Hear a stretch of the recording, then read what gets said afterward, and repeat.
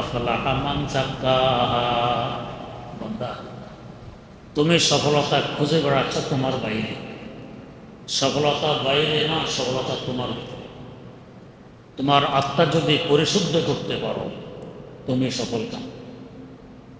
আর যদি তার ব্যতিক্রম ঘটে, ওয়াকাদ খাবা মান দাসাহা, আত্মা যদি কলুষিত হয়ে পড়ে তুমি ব্যর্থ।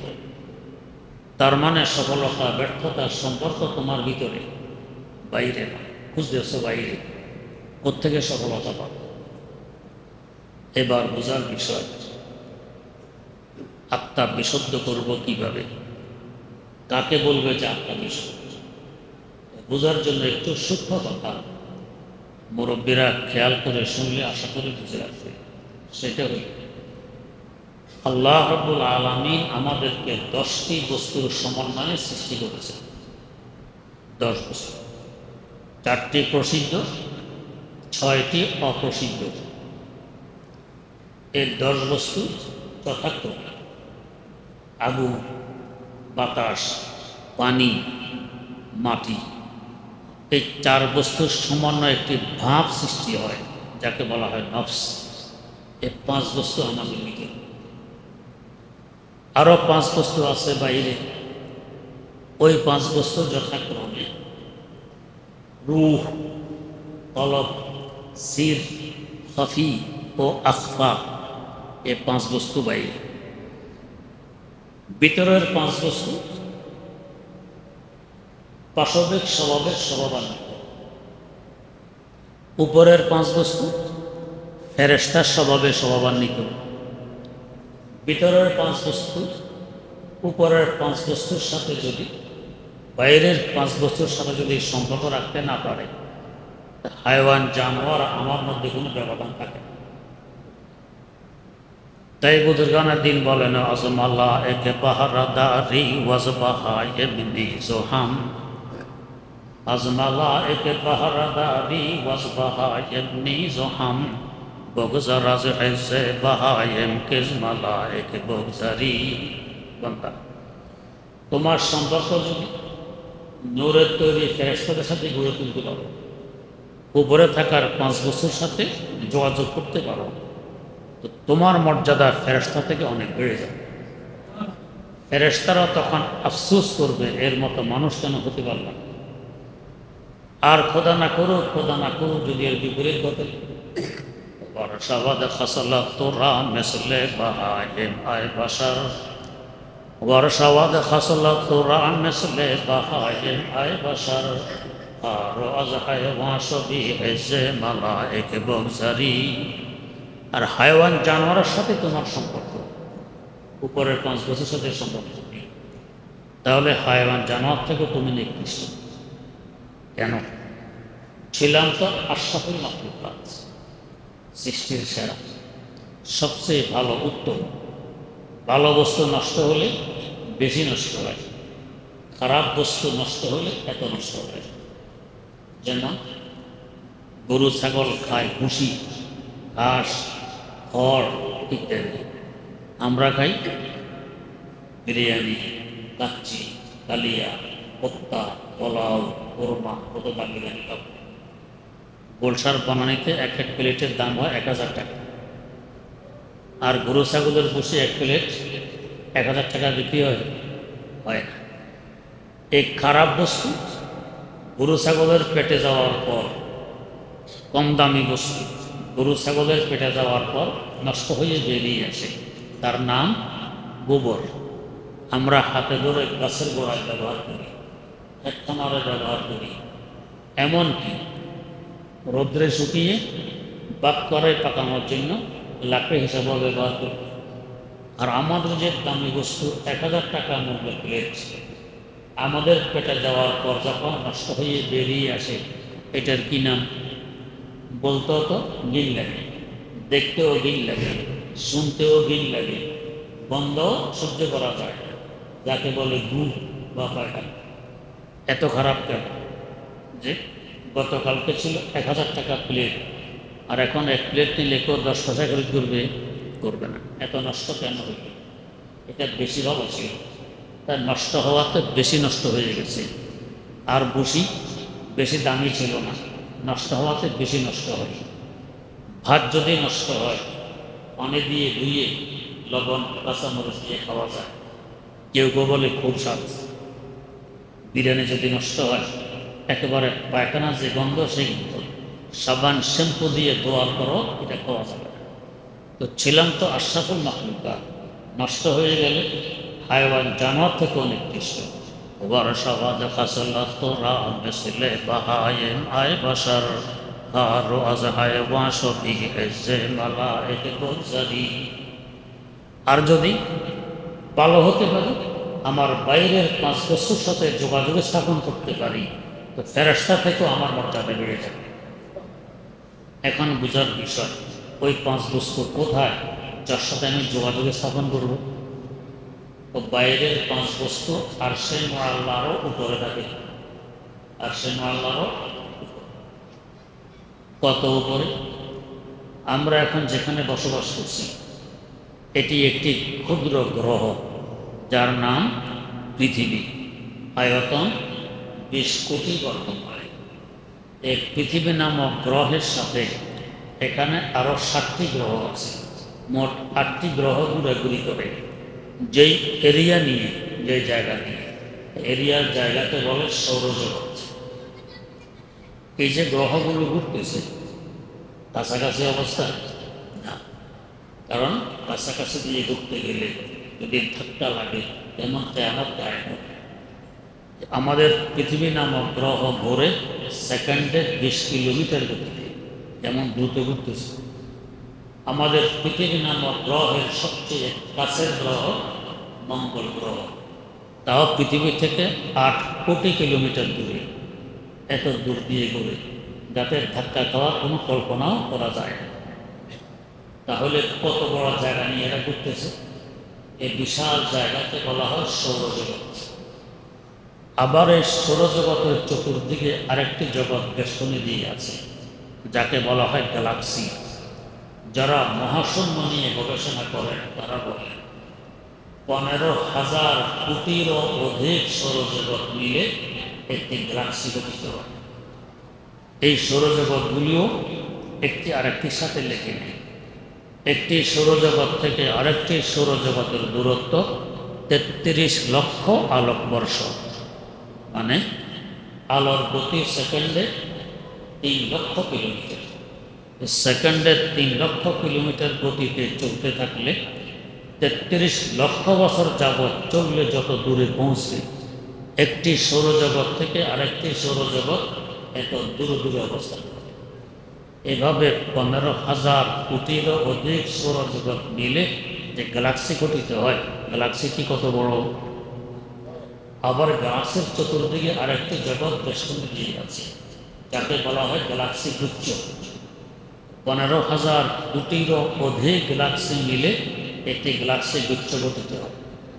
গ্যালাক্সির দূরত্ব সৌরজগতের তুলনায় আরো লক্ষ লক্ষ গুণ বেশি। তাহলে গ্যালাক্সি গুচ্ছটি কত বড়! আবার এই গ্যালাক্সি গুচ্ছের চতুর্দিক দিয়ে আরেকটি জগৎ বেষ্টনী দিয়ে আছে যাকে বলা হয় মহাগ্যালাক্সি।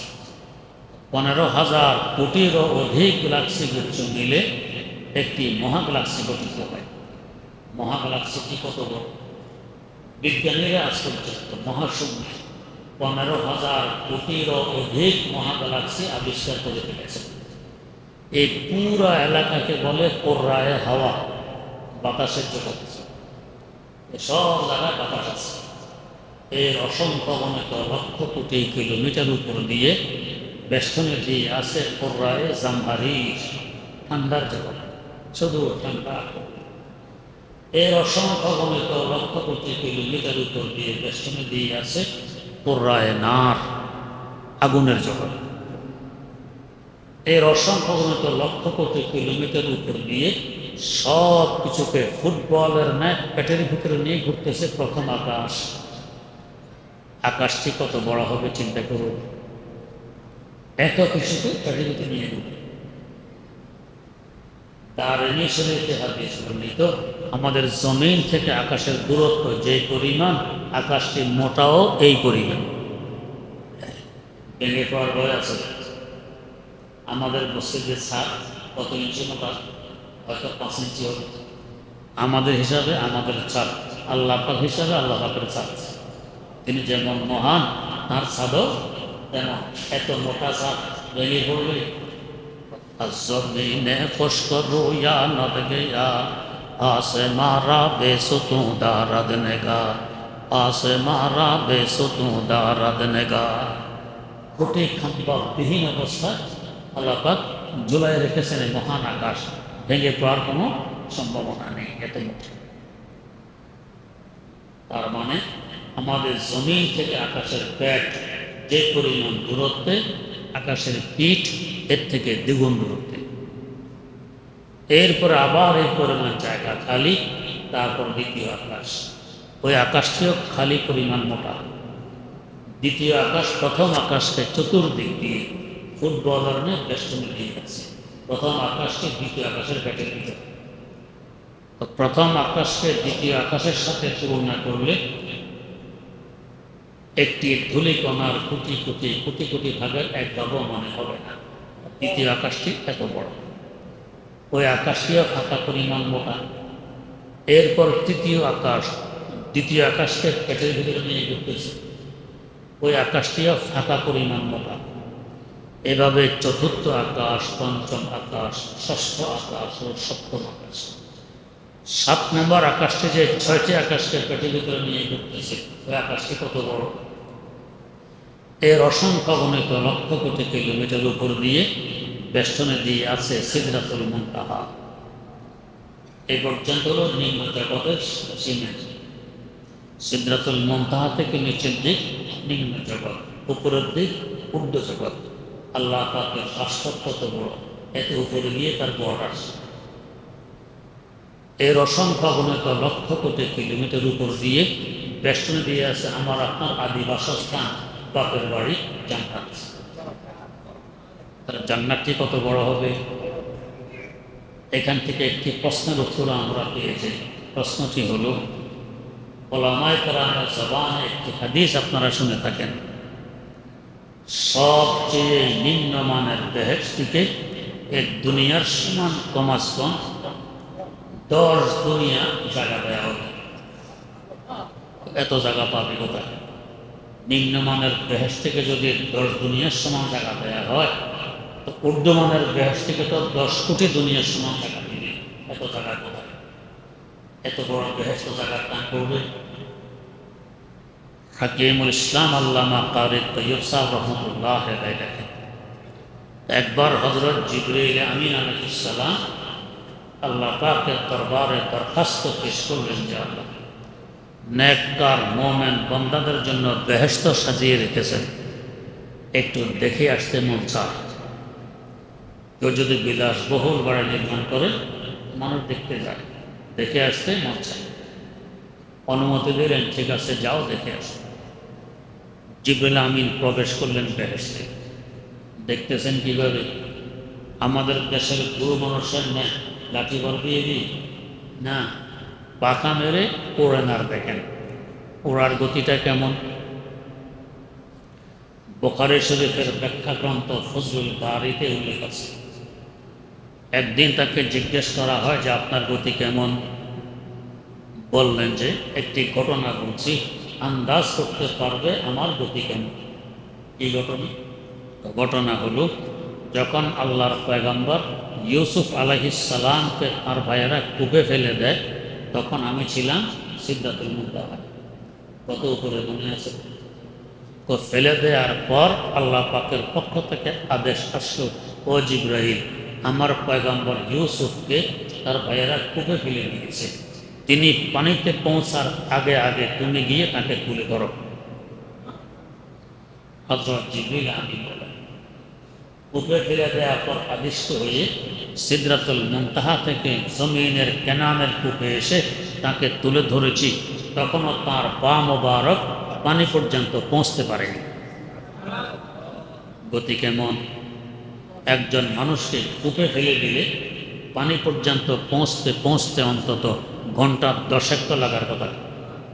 ফেলে দেয়া মাত্রই তো যুগ, এর আগে আগেই জিবরিল আমিন আলাইহিস সালাম এসে তাকে তুলে ধরেছেন, এখনো পানি পর্যন্ত পৌঁছতে পারে।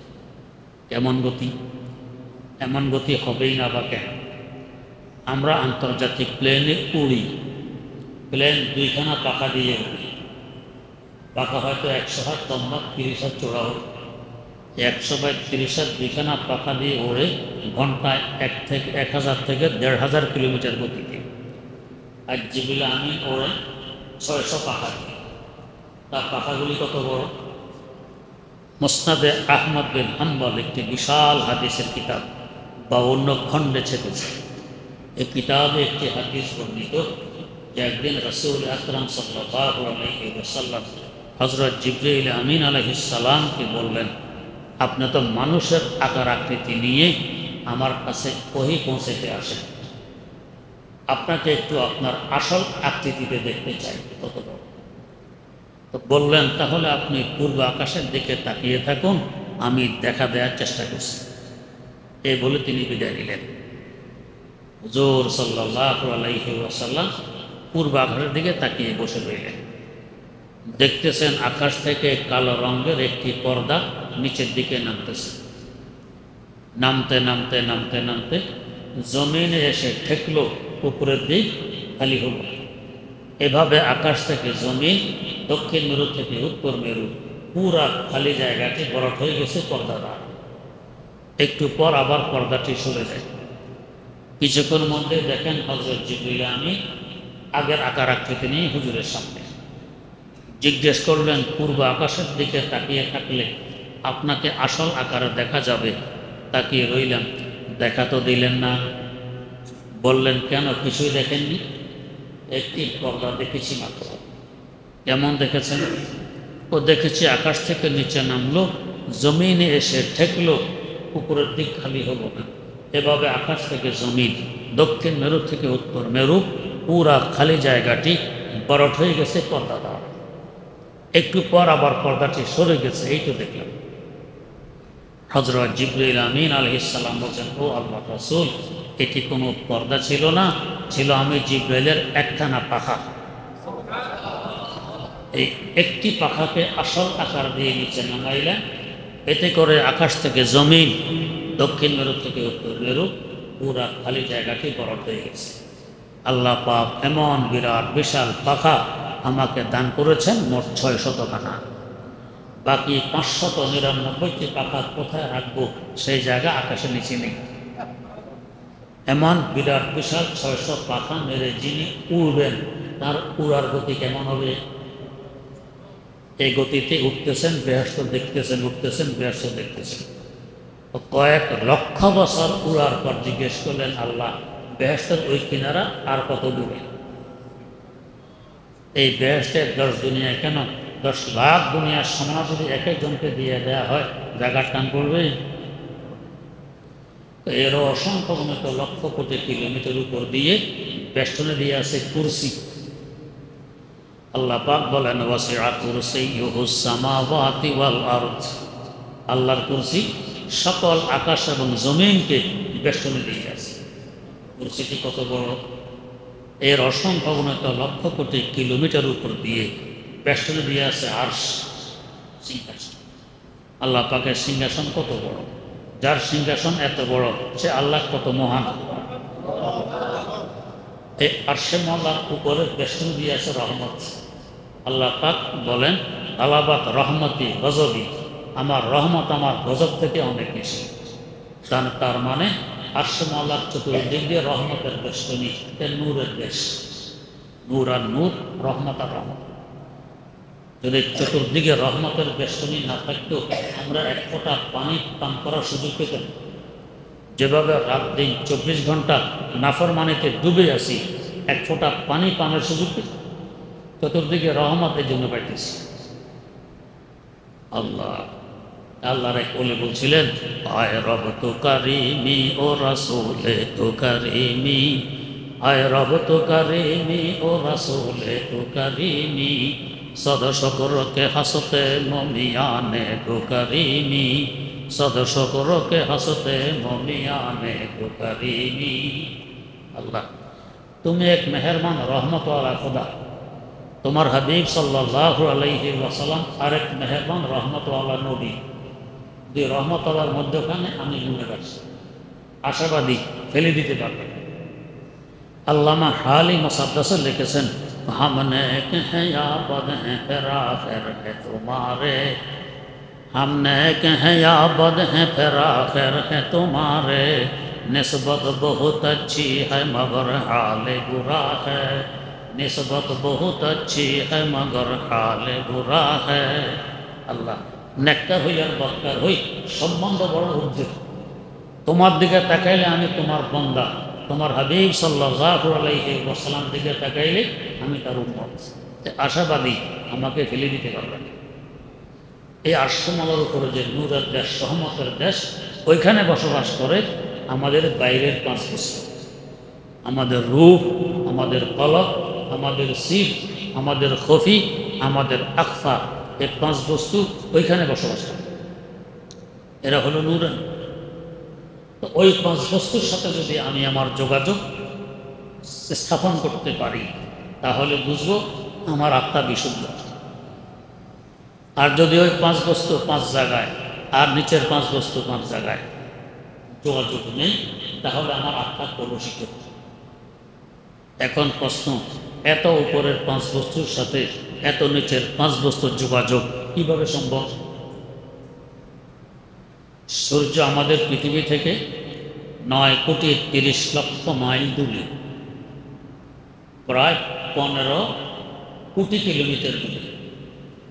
15 কোটি কিলোমিটার দূরের সূর্য, ছাদের নিচে গিয়ে সূর্যের রৌদ্র আসে? আসে। যদি একখানা আয়না সূর্যের মুখোমুখি করে জানালা দিয়ে সূর্যের ফোকাস ছাদের নিচে আনতে চান, সম্ভব কি না? সম্ভব। সূর্যের দিকে তাকাইলে চোখে পানি আসে, তাকানো যায়। আয়নার ভিতরে যে সূর্য দেখা যায়, এটার দিকেও তো তাকানো যায় না, চোখে পানি আসে। তার 9,30,00,000 মাইল, 15 কোটি কিলোমিটার দূরের সূর্যের ফোকাস একটি আয়নার মাধ্যমে ছাদের নিচে নিয়ে আসতে পেরেছে। আবার আয়নার সাথে আরেকটি আয়না যদি মুখোমুখি করা হয়, আরও দূরে নেওয়া যাবে কিনা? যাবে। এভাবে আয়নার মাধ্যমে লক্ষ কোটি কিলোমিটার দূরত্ব নেওয়া যাবে। তো ঠিক তেমনিভাবে আরশে আল্লাহর ওই পাঁচ বস্তু আয়নার মাধ্যমে আমার এই নিচের পাঁচ বস্তুর সাথে যোগাযোগ করা সম্ভব। কীভাবে? রক্তে দাঁড়ি সেই না রাবা সেই না এ, রক্তে চোবা আয়না এ বা আয়না এ, রক্তে চোবা আয়না এ বা আয়না এ। আয়নার সাথে আয়নার সম্পর্কের মাধ্যমে লক্ষ কোটি কিলোমিটার দূর পর্যন্ত 15 কোটি দূরে অবস্থান করে সূর্য তার ফোকাস নিয়ে আসা যায়। আরশে মালার উপরে নূরের দেশের এই পাঁচ বস্তু আমার এই ভিতরের পাঁচ বস্তুর সাথে এইভাবে আয়নার মাধ্যমে সম্পর্ক করায় দেওয়া সম্ভব। সে আয়না কি? তো প্রথম আয়না মুহাম্মাদুর রাসূলুল্লাহ, তার কলম মোবারক প্রথম আয়না। ওই পাঁচ বস্তু নূর নিয়ে এসেছে জমিনে। তার কলবের মুখোমুখি 1.25 লক্ষ সাহাবায়ে কেরাম রাদিয়াল্লাহু তাআলা আনহুমের কলব। এখানেও সে ফোকাস এসে গেছে মুখোমুখি হওয়ার। যেমন আলোকিত নুরানি হয়েছে। বর্তমান যেখানে মদিনা শরীফের মসজিদ, আমার একবার মনে জাগলো একটু মাপ দিয়ে দেখি দৈর্ঘ্য প্রস্থ কত। ঢাকায় তো একটা দুনিয়া, একসাথে 7 লক্ষ মুসল্লি নামাজ পড়তে পারে। মদিনা শরীফের মসজিদে একসাথে 7 লক্ষ মুসল্লি নামাজ পড়তে পারে।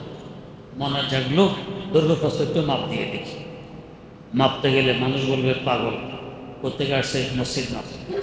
তাই এমনভাবে মাপ দিলাম যাতে কেউ বুঝতে না পারে, আর আমিও ঠিক করতে পারি কত লম্বা আর কত চড়।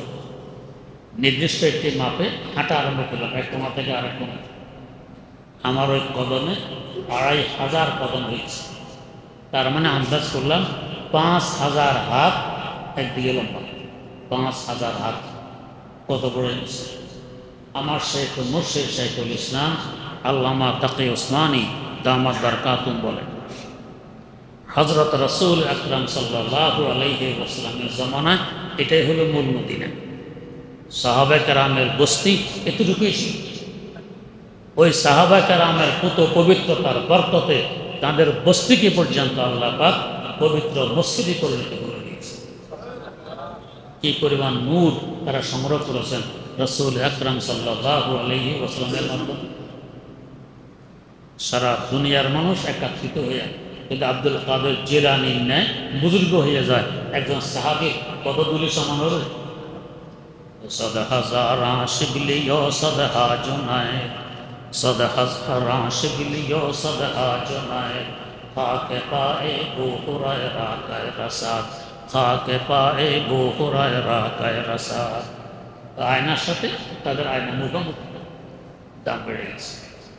আর ১৬ লক্ষ সাহাবা কেরামের কলব নামক আয়নার সাথে তাবেঈনের আয়না মুখোমুখি, এরাও নুরানি হয়ে গেছে।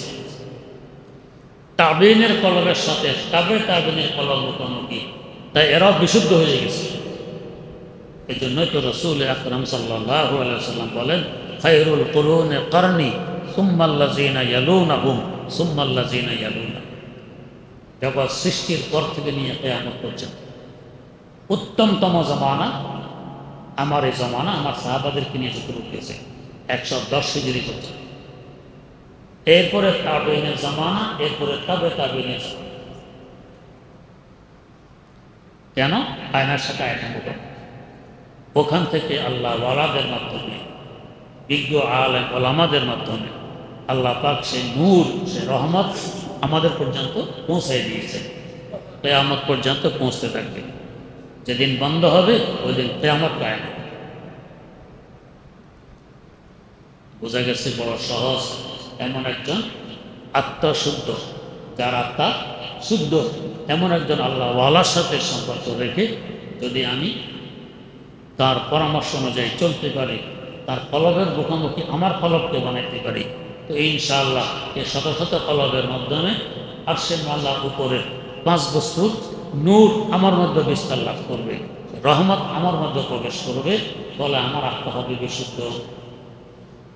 قد أفلح من زكاها। ওই 5 বস্তুর সাথে যে সম্পর্ক স্থাপন করতে পারছে তার অন্তর বিশুদ্ধ, সে সফল কাম। وقد خاب من دساها।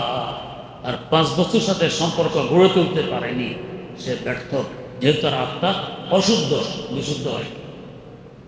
তাই হায়াওয়ান জানোয়ার যে স্বভাব, যে চাহিদা, আমাদেরও সেই স্বভাব, সেই চাহিদা। আজ পশ্চিমা বিশ্বের দিকে তাকাইলে পুরোপুরি বুঝে আসে যে মানুষের জানোয়ারের মধ্যে কি ব্যবধান, কি ব্যবধান। একজন পুরুষ যদি মনে করে আমি নারী, তো তাহলে সে নারী। একজন মানুষ যদি মনে করে আমি কুকুর, তো সেই কুকুর। যদি মনে করে আমি গাধা, তো সে গাধা। তো যেটা মনে করে সেটাই সে। তাদের ধারণা কি? আল্লাহ হেফাজত করবে। যাকে এখন বলা হয় ট্রান্সজেন্ডার বাচ্চ। নারী দাবি করে আমি পুরুষ, তো তাকে মানতে হবে সে পুরুষ। আমি একটু এগিয়ে বলি, তো যদি আমার মন যা বলে দাবি করলেই চলে, তো এখন দাবি করো আমি কুকুর, এবারে পায়খানা খাও। মানুষ কোনো সীমিত কেন, নারী আর পুরুষ সীমিত কেন? আর একটু অগ্রসর হোক। যদি দাবি করো আমি বিড়াল, তো কাঁচা ইঁদুর খাও। বিড়াল তো কাঁচা ইঁদুর খায়, ভাত খাও কেন? তরি তরকারি পাক করে খাও কেন? ওদের মতো খাও কাঁচা ইঁদুর, আর পায়খানা খাও কেন? উপরের 5 বস্তুর সাথে সম্পর্ক নেই, যার দরুন হায়াওয়ান জানোয়ার থেকেও নিকৃষ্ট হয়ে পড়েছে। ওয়ারসাওয়াদ খাসালাত তোরা মেসলে বাহায়েম আয় বাশার, ওয়ারসাওয়াদ খাসালাত তোরা মেসলে বাহায়েম আয় বাশার, খার আজ হায়াওয়ান সবি এসে মালায়েকে বগজারি। হায়াওয়ান জানোয়ার থেকেও নিকৃষ্ট। আল্লাহ রাব্বুল আলামিন এমন একজন মানুষ সহজে আমাদেরকে মিলাই দেন, যার মাধ্যমে আমরা সহজে আমাদের আত্মাকে বিশুদ্ধ বানাতে পারি। আল্লাহ পাক আমাদেরকে তৌফিক দান করুন। সুবহানাল্লাহি ওয়া বিহামদিহি, সুবহানাকাল্লাহুম্মা ওয়া বিহামদিক, আশহাদু আল্লা ইলাহা ইল্লা আনতা, আস্তাগফিরুকা ওয়া আতুবু ইলাইক।